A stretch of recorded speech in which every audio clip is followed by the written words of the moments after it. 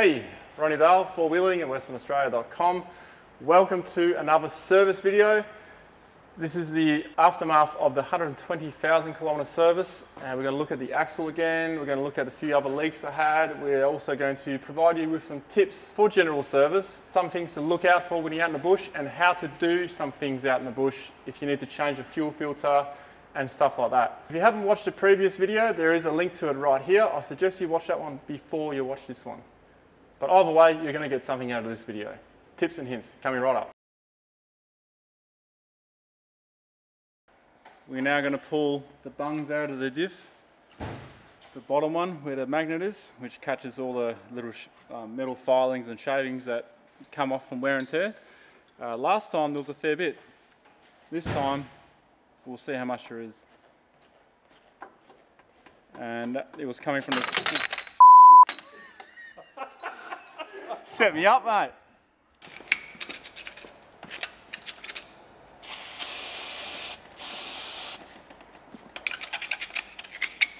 You've got the gloves, but I'm the one... Yeah, no. Well, it's because I'm operating camera gear, right? Nice.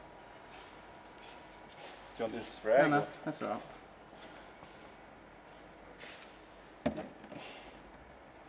Bung the hole. But that might have been from last time still, eh? Oh, that's... I wouldn't stress it. It's a pretty strong magnet. The first service on any Landcruiser, when they change the diff oil, that with little shards is probably about that high. Little pile on it. Oh, after the first drive? After the first, first 1,000 Ks? Yeah. No, that's 20,000 Ks. Oh, really? Yeah, these are wheel bearings and diff oils every 20. Well, you probably want to put this back in so you get your finger out of the diff. Yeah, not going far. There you go. Alright, that's so cool. The biggest shaving we got, these two could have here. been like a tiny leftover from Last time. Yeah. That's just been switched around. So everything's looking good. So that's what we Okay. want. Alright. Chuck in a bit more. Yeah, it's looking pretty clean. Yeah, that's good. That's what we want to see. Perfect. Want some clean oil. Alright, so we got the cruiser back on a hoist here.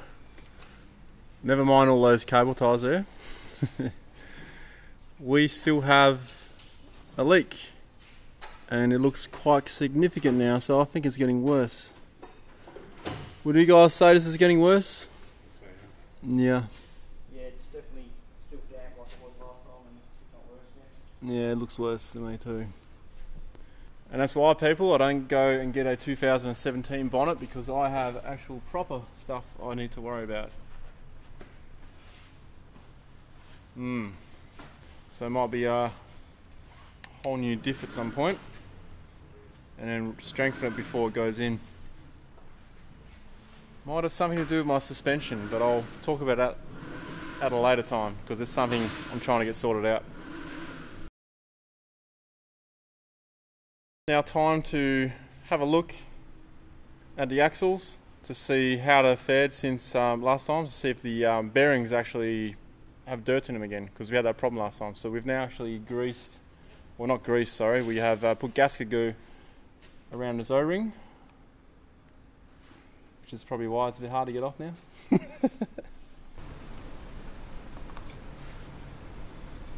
we go. What have we got there? Is that dirt from the O-ring or from the plastic? So a bit... looks dry. It's better. It's better, but there's still some in there, isn't there?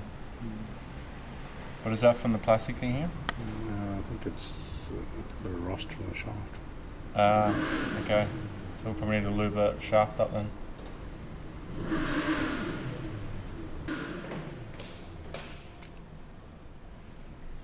Very good. That side's looking good. So that's the side we greased last time, but the opposite side we didn't open last time. So sometime in between now and the last service, we did have a quick sneaky look at it, and we found a bit of surface rust. So we have now put what we put on? We put axle grease, didn't we? Axle grease or bearing grease onto it here. We probably would have wanted high impact grease, but it'll contaminate the bearings, right? Yeah. So, but yeah, that looks pretty good. But this side over here, you can see there's some rust. So we'll need to grease the end of this up. Otherwise it can form pitting into all the splines and that'll just cause wear over time. So a bit of bearing grease here and she'll be right. So now all issues that I had with my JMACX axle are now completely sorted. So gasket goo stops dust from coming in and obviously moisture, and a little bit of axle grease on the end of those splines will sort out any rusting or any pitting. So all good, all done.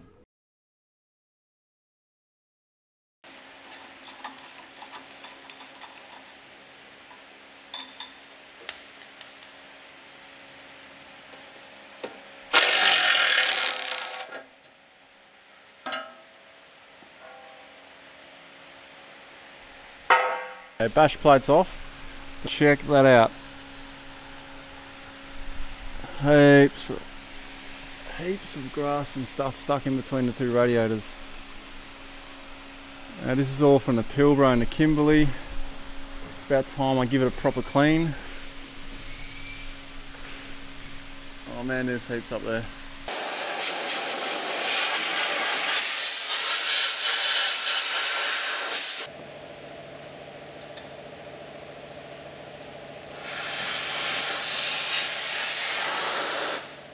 Right, so the radiator's pretty well cleaned up in between. I can't see much more in there. Now I've just spoken to Simon, who's on the other side of the vehicle, and he's recommended that, well, I asked if I should spray weed killer in here because he said there's a possibility that if there are any grass seeds in there, they could germinate and then that's what can crack your radiator. So I asked him the question, should I spray weed killer in there? And he said it's probably not a bad idea. So when I get home, I might ask the missus for a weed killer and just give it a little gentle spray in there. It's probably unlikely because sunlight doesn't really get in there, but you never know. So I've now lubricated these bolts up because they were a bit rusty, cleaned them up a bit, and we're going to put this bash plate back on. And I can see why mechanics hate bash plates. It's a pain in the ass.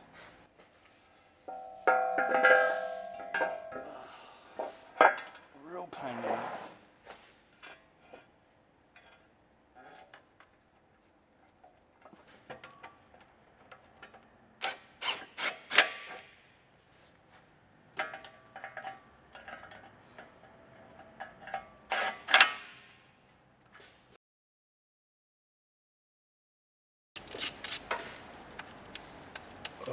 This time not the radiator but the intercooler.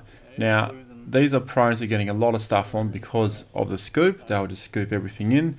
The longer you leave stuff in there, the worse it gets, the harder it gets to get out, and well, your vehicle will run slightly hotter too. So it's a good idea to clean these regularly, especially during autumn and spring, because that's when everything falls off the trees. And of course after a big drive in the bush.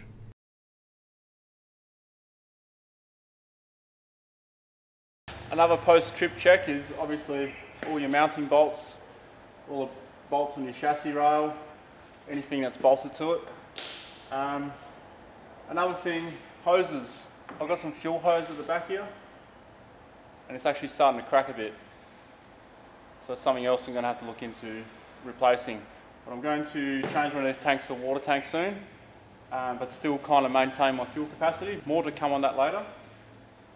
But when I go to do that, I will be replacing these fuel hoses with some high quality hoses, perhaps braided, I'm not sure, something that's better than what I'm using at the moment, because they're starting to crack on the outside and it's only a matter of time before they wear through. And usually when things like that happen will be when it's under stress, when you're out in the middle of nowhere on a corrugated road or something, and that's probably the worst place you'd want a fuel leak.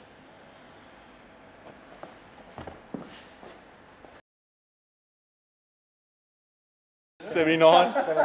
Oh, yeah, I've seen a guy at the dealership. 9 litres, isn't it? Click the thing on with the auto lock. About 9 litres to go in.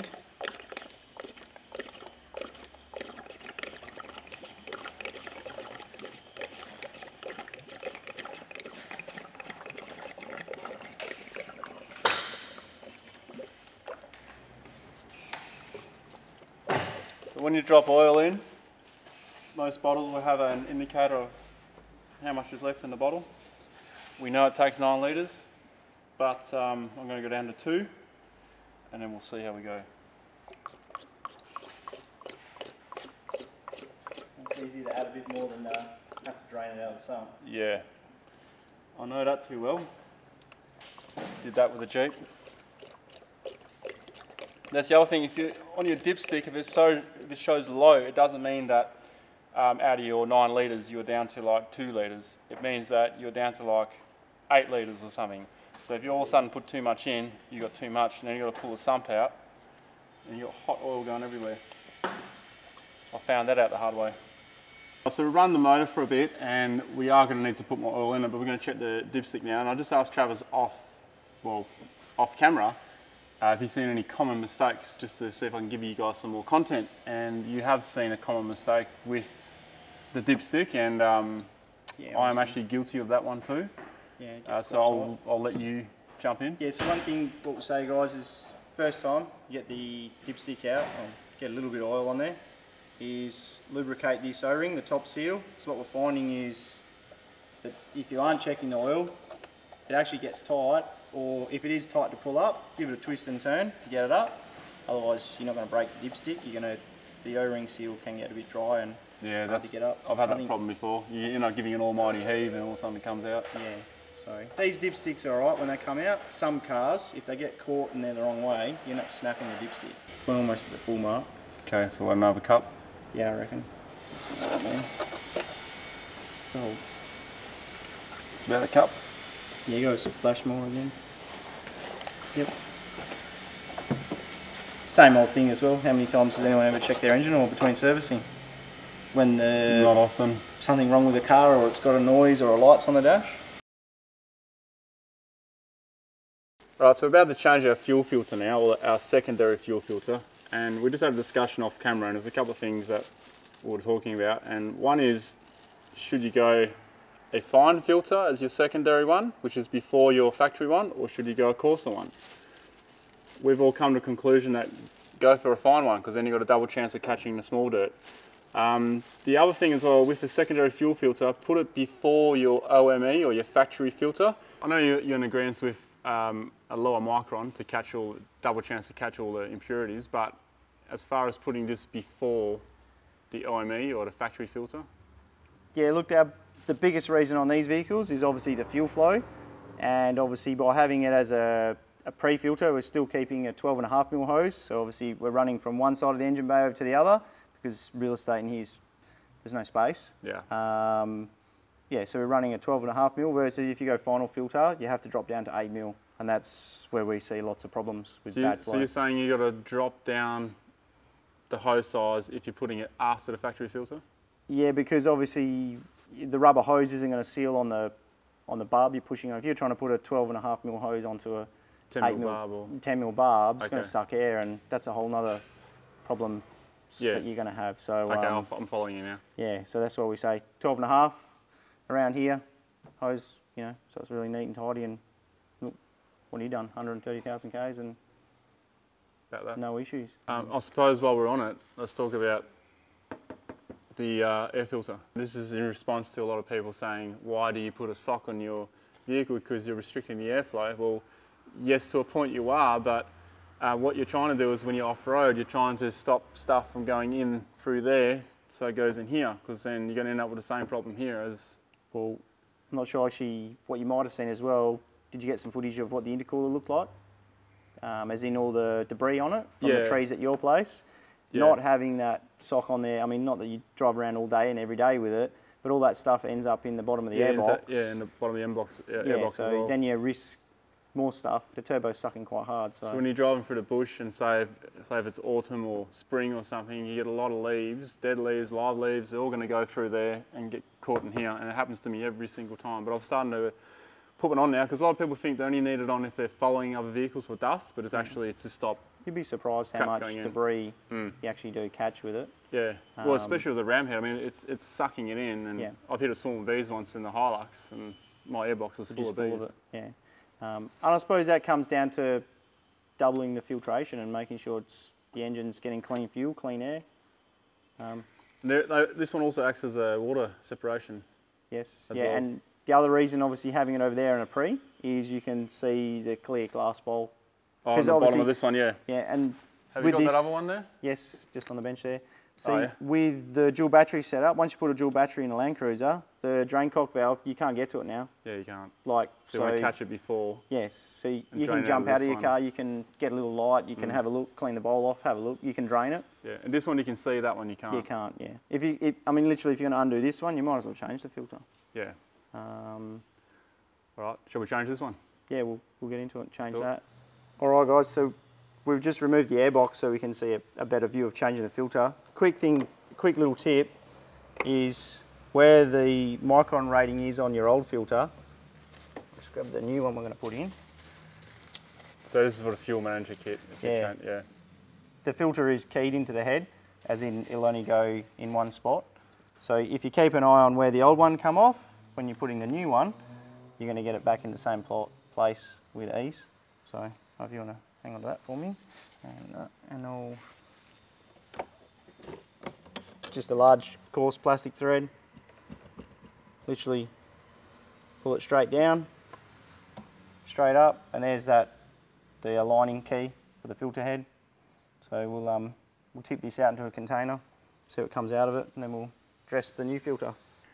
So as you can see, the floaties in there are actually aluminium from my sub tanks. See that O-ring there has actually stayed on the filter. Most people literally keep that, discard the filter, screw their new one back on, car starts, runs and goes. Next morning it's sucked air overnight, and starting issues and whole issues with diesel sucking air isn't what you want to have in your car. So make sure that O-ring goes back on your new fuel filter, the bowl at the bottom. Otherwise you're going to have problems. Cool. We've shown you on the bench about taking the filter off and obviously making sure the O-ring, once again, is on the bottom. So it's just a matter of screwing the new filter on there. It is just an O-ring fit, so thumb and forefinger, so to say. The cock valve at the bottom does come with a new one on the filter. You can change it if you want to. So we'll change that one over as well. Why would you change that over? It's just got a new seal on it. It's got dirt. Well, there you go. Actually, that's why you change it. So it's still got all the settlement. Oh, yeah, it's a bit and the shavings. Yeah, so we'll just clean that out better. So we'll just go and clean that, and we'll come back ready to put it on the car. Going to install the new drain bung. With the one thing, make sure you've got the little rubber seat in the bottom as well. So we screw him on. So just to clarify, as you probably saw before, when you get a new filter, all you get is that. Yeah, that bit there. So everything else around or on the outside, you've got to add to it from the old filter. Correct. Like the O-ring. Yes, and then obviously this here. Slide that up, and then like straight at the start there, we mentioned the 5 micron, and it was roughly around here, the keyway. So literally, where are we? Here we go. Just push it straight up. The black locking ring come around. You'll hear it click. There you go. And also that there, when it is locked, this line here literally lines up with the air bleed. There you go, and you'll hear it lock into place. And obviously, so now we're going to go over the other side, we'll bleed it up, and then just come over and check there's no leaks. And away you go, simple as that. So now we're onto the factory filter, and look, I myself insist on using genuine parts, but I don't have to worry about that here because that's all Travis uses. So genuine fuel filter. We're going to pull the whole basin out, clean that out, and so you just saw Travis clean with compressed air. Now obviously out in the bush you may not have compressed air, so bring along a brake cleaner and a couple of rags or something. Just make sure you clean all around the top here. And if you've been playing around in mud, or you've just done a river crossing or a mud crossing, and it probably pays to dry out a lot of the surrounding surfaces in case you end up adding your own contaminants to the filter change when you actually go to do that. Anything else you want to add to that? There's a few things, obviously putting it back together, as the bolts, these get quite tight to crack to undo. They do. One thing I'd say to you is, look, if you've got the luxury, a little bit of grease, or pull the dipstick, bit of engine oil on there, just a little bit of lubricant, they are going into an aluminium housing. So some guys might see where they drag the threads. We don't want that, so we're just going to pick the filter up. Just slide that container over a bit more. There we go.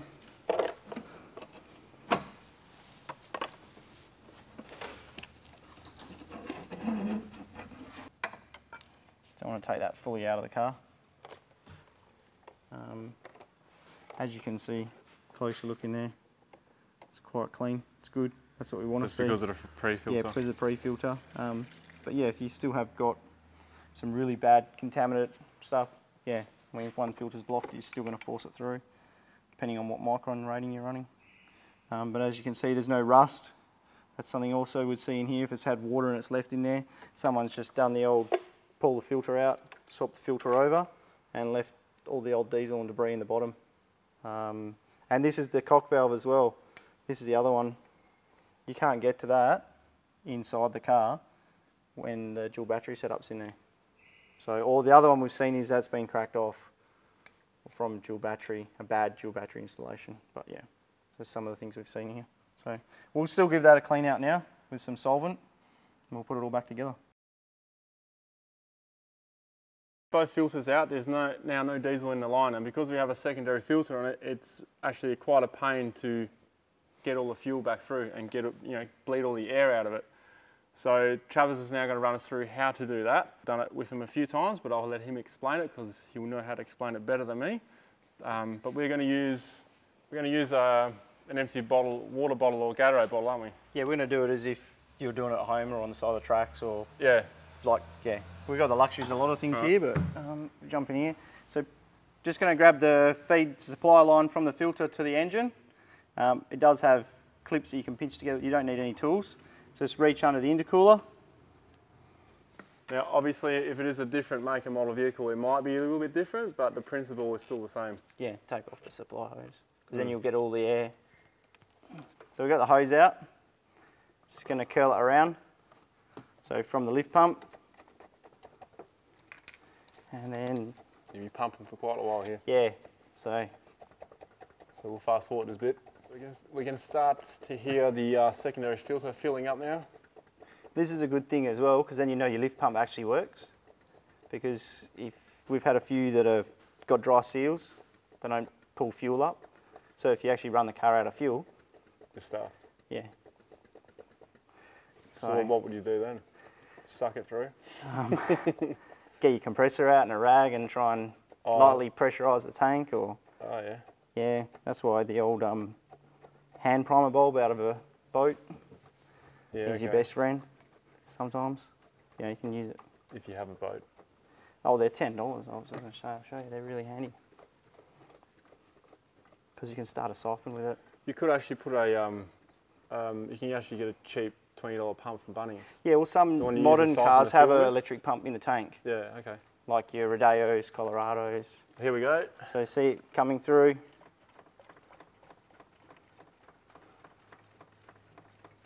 So the reason why he's wasting 600 mils of diesel is there's still air in the line? It's actually come through really well. It's not foamy at all. So we want to make sure that there's no foamy diesel, because that's what's going to make it carry on and hard starting. So we'll see, we'll run that back through the zip tie. Literally connect this back up and it'll start up straight away. And you won't be there. Because it's always going to be a lot harder to start the car. You'll be still going to pump it when you start it, right? Oh, yeah, not much though. Literally now, because I've... So literally I can put that back on. Let's watch the bonnet, so go for it, yeah.